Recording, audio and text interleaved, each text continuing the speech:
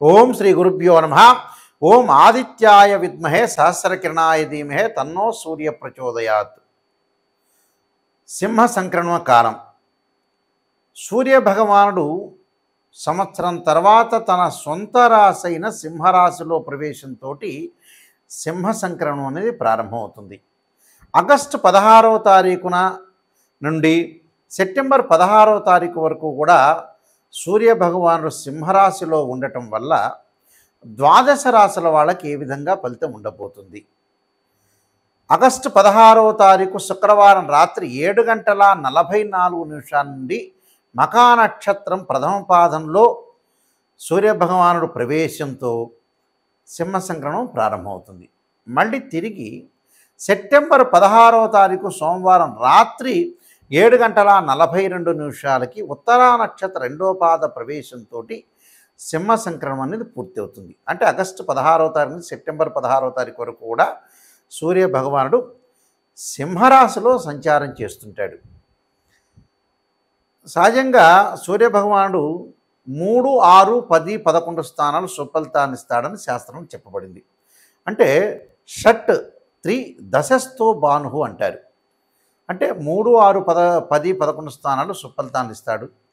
సూర్యభగవానుడు రాజకీయము, కీర్తి, కోపము, ఆవేశము, ఆరోగ్యము, ఉద్యోగము, నేత్ర సంబంధమైన వ్యాధులు, పితృకారకుడు సూర్యభగవానుడు, శరీర సౌఖ్యము, శిరోవ్యాధులు, ఉష్ణము, మనోవిచారము, రాజభయము, అదృష్టము, అపజయాలన్నింటినీ కూడా కలగచేసేవాడే సూర్యుడు.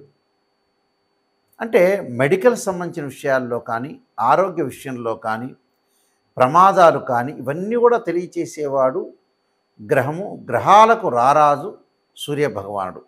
అంటే అదృష్టాన్ని తీసుకొచ్చే గ్రహం కూడా సూర్యభగవానుడే. అందువల్లే పాత రోజుల్లో మన అస్తాముద్రికం చూసేటప్పుడు సన్లైన్ ఉంది అని ఆలోచన చేస్తుంది. అంటే సూర్యరేఖ అదృష్టాన్ని ఇచ్చేవాడు ఎవరు అంటే సూర్యుడు. అంటే ఉద్యోగ భద్రత, నిరుద్యోగులకు ఉద్యోగాలు రావటం ఇవన్నీ కూడా మనకు సూర్యభగవానుడు వల్లనే అవుతుంది. ఈ సూర్యభగవానుడు అన్ని రాశులకు ఏ విధంగా ఉందో ఒక్కసారి మనం పరిశీలన చేద్దాం. మకర రాశి వారికి అష్టమ స్థానంలో రవి యొక్క సంచారం వల్ల ఉద్యోగ ప్రయత్నాలు చేసే వ్యక్తులందరూ కూడా ఆ ఉద్యోగం అనేది మంచిదా కాదా, ఆ ఉద్యోగంలో నేను అన్ని సంవత్సరాలు అన్ని రోజులు నిలకడగా ఉండగలుగుతానా, వాళ్ళ యొక్క మేనేజ్మెంట్ ఏమిటి, తోటి సహచరులు ఎలాంటి వాళ్ళు ఏమిటి అనే విషయాన్ని క్లియర్గా తెలుసుకొని ముందుకు వెళ్ళండి. ఉద్యోగంలో వచ్చింది కదా అని చేరటం కాదు, ఉద్యోగ భద్రత కూడా అవసరం. అనారోగ్య సమస్యలు రాకుండా చూసుకోండి. పీడకలలు వస్తే చక్కగా భగవంతుడి యొక్క ఆరాధన చేయండి. పీడకలలు వచ్చినాయి కదా అని ఏందో ఆందోళన చెంది నాకు ఈరోజు రాత్రిపూట ఇది వచ్చింది, తర్వాత రేపేమో జరిగిపోతుంది అనే ఆందోళన చెందొద్దండి. ప్రశాంతంగా ఉండండి. భగవంతుడి యొక్క ఆరాధన చేయండి. తప్పకుండా పరమేశ్వరుడు మిమ్మల్ని కాపాడుతాడు. అశుభ వార్తలు కూడా వింటారు వీళ్ళు. మంచి వార్తలే కాదు, చెడు వార్తలు కూడా వింటారు. కానీ మానసికంగా స్థితిని పెంచుకోండి. మానసికంగా ఆరోగ్యం అనేది కాపాడుకోండి. దీర్ఘకాలిక వ్యాధులు ఉన్న వాళ్ళు కూడా శ్రద్ధ పెట్టండి. ఉద్యోగంలో కొన్ని అపశకనాలు ఏర్పడుతుంటే ఆ అపశకనాన్ని పక్కన తీసి పెట్టేసేయండి. ధనం రావడం కలుగుతుంది. ప్రయాణాలు సాఫీగా సాగటం, ఉద్యోగ ప్రయత్నం సక్సెస్ కావటం, శత్రు వృద్ధి అనేది లేకుండా పోతుంది. అంటే శత్రువుల ద్వారా కూడా మనం దూరంగా ఉండే అవకాశాలు ఉంటాయి. అంటే దుష్టులను చూసి దూరంగా ఉండాలంటారు మనకి సహజంగా. దుష్టులను చూసి దూరంగా ఉండటం అంటే ఏంటంటే శత్రువులన్నీ కూడా మనకి తగ్గిపోతారని అర్థం. శత్రువులు తగ్గిపోవటం, విరోధాలు, అలానే విచారము, గర్భ సంబంధమైన అనారోగ్యాలు స్త్రీలకి, విదేశాలకు వెళ్ళటం అనేది జరుగుతుంటుంది. నేత్ర సంబంధమైన వ్యాధులు రాకుండా చూసుకోండి. కంటి జబ్బులు రాకూడదు. కంటి జబ్బులు వస్తే కూడా కొన్ని ఇబ్బందులు కలుగుతుంటాయి. అలాంటి విషయాల్లో కూడా కొంత శ్రద్ధ పెట్టండి. అంటే ఇవన్నీ కూడా మీరు చూసుకోవాలి. ఇవన్నీ కూడా చూసుకుంటేనే మంచిది. అనవసరమైన విషయాలు, అనవసరమైన రాద్ధాంతాలు లేకుండా ప్రశాంతమైన వాతావరణం గడపడానికే చూసుకోండి. విద్యార్థులకు వచ్చేటప్పుడు చదువు పట్ల ఆసక్తి పెరుగుతుంది. విదేశాలకు వెళ్ళటం, విదేశాల్లో మంచి ఉద్యోగాలు లభించడం, కోర్టు సమస్యలు వీళ్ళకి పరిష్కారం జరుగుతుంది. ఎవరి ఆస్తులు వాళ్ళకి పంచుకునే విషయాల్లో ముందుకు వెళతారు. వివాదాలు తొలగిపోతూ ఉంటాయి. కుటుంబంలో కలహాలు తొలగిపోతుంది. గృహ నిర్మాణం చేపట్టే అవకాశాలు అయితే ఉంటాయి. అంటే ఇల్లు నేను కన్స్ట్రక్షన్ చేయాలి, స్థలం కొనుగోలు చేయాలి, బంగారు ఆభరణాలు కొనుగోలు చేయటం, వస్త్రాలు కొనుగోలు చేయటం, ఇలాంటి వాటి మీద శ్రద్ధ పెడతారు. విరోధ భావాలు ఎప్పుడు కూడా వద్దు. విరోధాలు లేకుండా మనం ప్రశాంతమైన వాతావరణం గడపడం అనేది చాలా మంచిది. అందరితో మాట్లాడండి, అందులో మంచివాళ్ళు ఉంటారు. ఎప్పుడు కూడా వ్యక్తిగతంగా ఒక విషయాన్ని మనం ఆలోచన చేసేటప్పుడు ఒక వ్యక్తి మనతో ట్రావెల్ చేస్తేనే ఆ వ్యక్తి యొక్క విషయాలు బయటపడుతుంటాయి. అయితే ఎప్పటికీ ట్రావెల్ చేసినా కూడా బయటపడవు. జర్నీస్ విషయంలో మనం ట్రావెల్ చేసేటప్పుడు, ప్రయాణాలు చేసేటప్పుడు కొంత అతివేగం అనేది పనికిరాదు. కొంత స్పీడ్లో కొంత తగ్గించుకొని ముందుకు వెళ్ళండి. అంటే ఇవన్నీ మనం కొద్దిగా శ్రద్ధ పెట్టాలి. లైఫ్ అనేది కొంత శ్రద్ధ పెట్టాల్సిందే. అందరితో ఆలోచన చేయాలి, అన్వేషణ చేయాలి, రీసెర్చ్ చేయాలి, ముందుకు వెళ్ళాలి. అప్పుడు మన కరెక్ట్ రిజల్ట్స్ వస్తాయి. అపశకనాల్ని, రకరకాల విషయాన్ని ఆలోచన చేయొద్దండి. అంటే శ్రద్ధ పెట్టండి. వివాహ ప్రయత్నాలు బాగా లాభిస్తాయి వీళ్ళకి.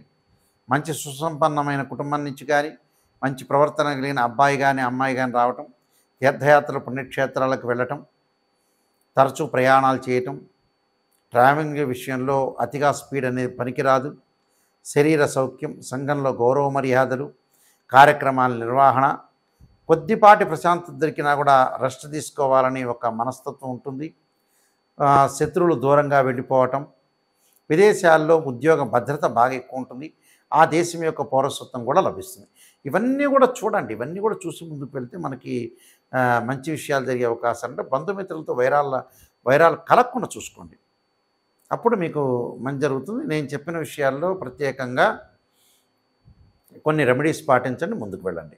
ఈ రాశివారు ముఖ్యంగా ప్రధానంగా మనకి ఈ నెలలో 4 ఆదివారాలు వస్తాయి. సూర్యభగవానుడి యొక్క అనుగ్రహాన్ని మనం పొందాలంటే శ్రీ ఆదిత్య స్తోత్ర పారాయణం చేయాలి. అంటే ఆదిత్య హృదయ స్తోత్ర పారాయణం చేయటం చాలా మంచిది. ఇది మొదటి ఆదివారం రోజు చేయాలి. సూర్యుడు ఉదయించిన తర్వాతే చేయాలి. చాలామంది కూడా ప్రాతకాలం చేస్తూ ఉంటారు. అంటే బ్రాహ్మీ ముహూర్తంలో కానీ సాయంకాలం వేళ కానీ చేస్తుంటారు. అలా చేయకూడదు. ఆదిత్య హృదయ స్తోత్ర పారాయణాన్ని ఎప్పుడు కూడా సూర్యుడు ఉదయించిన తర్వాత, సూర్యుడు అప్పుడు లేలేత కిరణాలతో ఉంటాడు కాబట్టి సూర్యుడికి అర్ఘ్యం విడవటం కానీ, అలానే ఆదిత్య స్తోత్ర పారాయణం చేయటం చాలా మంచిది. ఈ రాశి వాళ్ళు మొట్టమొదటి వారంలో ఆదివారం రోజున ఈ స్తోత్ర పారాయణం చేయాలి.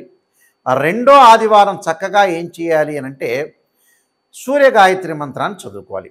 ఆదిత్యాయ విద్మహే సహస్రకిరణాయ ధీమహి తన్నో సూర్య ప్రచోదయాత్ అనే మంత్రాన్ని, ఒకవేళ అది కుదరలేదనుకోండి, ఆదిత్యాయ విద్మహే సహస్రమూర్తాయ ధీమహి తన్నో సూర్య ప్రచోదయాత్ అనే మంత్రాన్ని, అంటే ఈ 2 మంత్రాలను చదువుకోవాలి.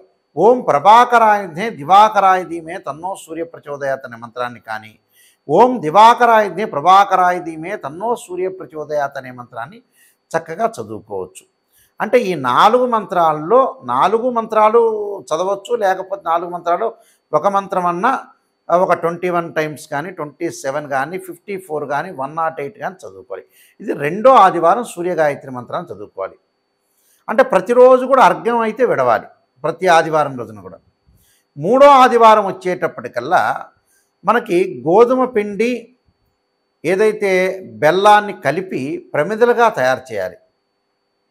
అంటే గోధుమ పిండి అయినా తయారు చేసుకోవచ్చు, లేదా గోధుమ పిండిలో బెల్లాన్ని కలిపి చక్కగా 2 ప్రమిదలు చేసి దానిలో ఆవు నెయ్యి వేసి ఒత్తులు వేసి దీపారాధన చేయాలి. దీపారాధన చేసి ఎక్కడ చేయాలి? గుళ్ళో అయినా దీపారాధన చేసుకోవచ్చు. అలా తయారు చేసి మన ఇంట్లో అయినా సరే సూర్యుడు ఉదయించిన తర్వాత అలా దీపారాధన చేయటం చాలా మంచిది. అంటే ఆవు నెయ్యితోనే దీపారాధన చేయాలి. చాలామంది కూడా మిగతా ఆయిల్స్ వాడుతున్నారు, కానీ ఆవు నెయ్యి కంటే కూడా శ్రేష్టమైనది ఎప్పుడూ కాదు నిజం చెప్పాలంటే. పురాతన కాలంలో సాంప్రదాయం అంతా కూడా నిజం చెప్పాలంటే, ఇప్పుడు రకరకాల నూనెలు వచ్చినాయి, కానీ ఆవు నెయ్యికున్న ప్రాధాన్యత, దాని యొక్క శ్రేష్టం అనేది ఏది ఉండదు. కాబట్టి ఆవు నెయ్యితో దీపారాధన చేయండి. 4వ ఆదివారం వచ్చేటప్పటికల్లా చక్కగా మీరు గోధుమల్ని దానం చేయండి ఒక బ్రాహ్మడికి. ఒకవేళ అది కుదరలేదనుకోండి, గోధుమలు నానబెట్టి ఆవుకు పెట్టండి. ఇది మీరు చేయాల్సింది విషయం. ఇంకా విశేషంగా మీరు చేయదలుచుకున్నారనుకోండి, గోధుమ రవ్వతోటి ఏదన్నా సరే ప్రసాదం చేసి ఒక దేవాలయంలో ప్రధాన అర్చకులకు ఇవ్వండి. ఇస్తే వారు ఏం చేస్తారంటే చక్కగా అందరికీ కూడా గోధుమ రవ్వతో నైవేద్యాన్ని భక్తులందరికీ కూడా పంచే అవకాశాలు ఎక్కువగా ఉంటాయి.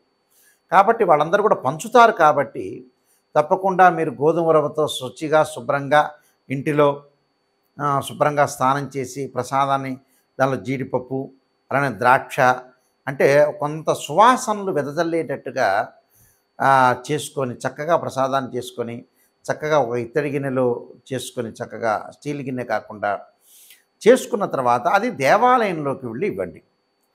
ప్రధాన అర్చకులు గారు ఉంటారు కదా, వారికి ఇచ్చేస్తే వారు నైవేద్యం పెడతారు.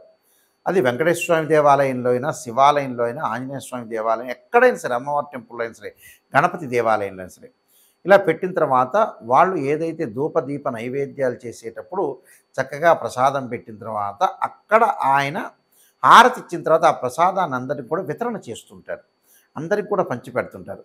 దానివల్ల కూడా మనకి ఏదైతే కష్ట నష్టాలు కానీ, ఆరోగ్యపరంగా కానీ, ఉద్యోగ భద్రత కానీ, ఉద్యోగం కానీ, అపజయాలు కానీ, నిరుద్యోగులు కరెక్ట్గా ఆశించినంత ఉద్యోగాలు రాకపోవటం, శత్రువుల వల్ల భయము, సమస్త దోషాలు సర్వకార్య సిద్ధి జరగాలంటే, ఇష్టకామ్య సిద్ధి అంతా కూడా జరగాలంటే సూర్యభగవానుడి యొక్క అనుగ్రహం అనేది ఉండాలి.